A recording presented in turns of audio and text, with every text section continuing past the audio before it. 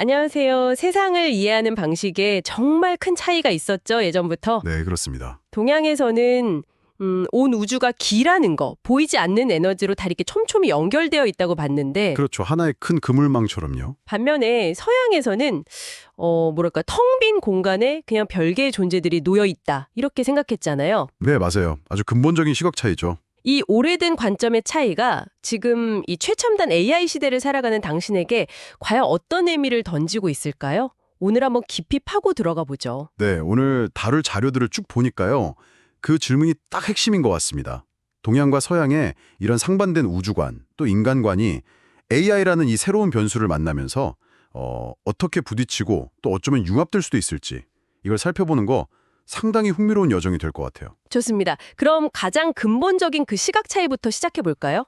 예전에 EBS 다큐멘터리 동과서에서도 이걸 잘 다뤘는데 동양에서는 만물이 서로 영향을 주고받는 거대한 네트워크, 그러니까 관계 속에서 파악했잖아요. 네, 맞아요. 내가 있고 네가 딱 분리된 게 아니라 관계 속에서 나라는 존재, 너라는 존재가 규정된다는 거죠. 그렇죠. 모든 것이 막 연결돼서 끊임없이 변화하는 하나의 살아있는 유기체 같은 우주관이라고 할 수 있겠네요. 반면에 서양 철학의 뿌리를 보면 개별적인 존재, 그러니까 실체, 이게 더 중요했죠. 네, 그랬습니다. 각자가 독립적으로 존재하고 그 본질은 잘 변하지 않는다. 이렇게 보는 경향이 상했죠.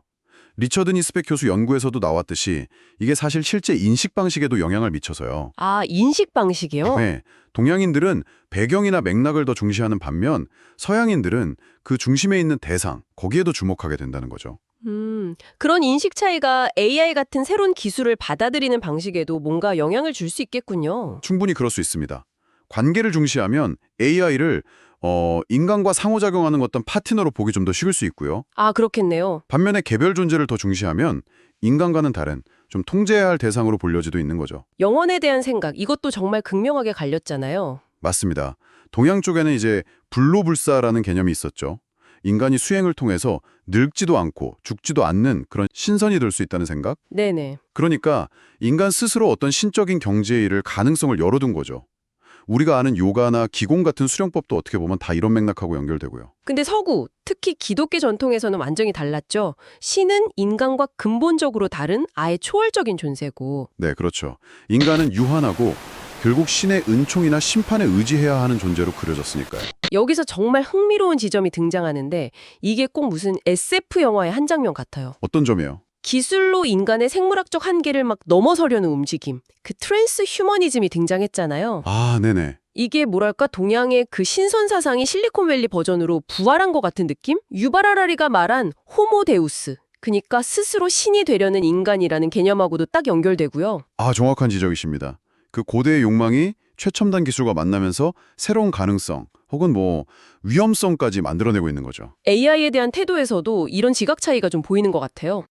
어떤 기사를 보니까 사람들이 AI 알고리즘 원리는 잘 모르면서도 길찾기부터 투자 결정까지 거의 그냥 믿고 맡기는 모습을 보인다고 하더라고요. 맞아요. 저도 그런 경험 많아요. 그냥 내비가 가라는 대로 가고. 심지어 미국에서는 AI를 신으로 섬기는 종교단체, 미래의 길인가요? 그런 것까지 설립됐다고 하니 참 놀랍죠? 와, AI를 신으로요? 진짜요? 네, 그렇게 보도가 됐더라고요. 이야, 그렇다면 AI를 보는 시각도 이거 동서양에 따라 갈릴 수밖에 없겠네요? 네, 그럴 가능성이 높습니다. 동양적인 관점에서 보면 AI를 인간 능력의 확장 혹은 인간과 융합될 수 있는 존재로 좀 더 자연스럽게 받아들일 수 있을 것 같아요. 관계 맺음의 대상이 될 수도 있겠죠.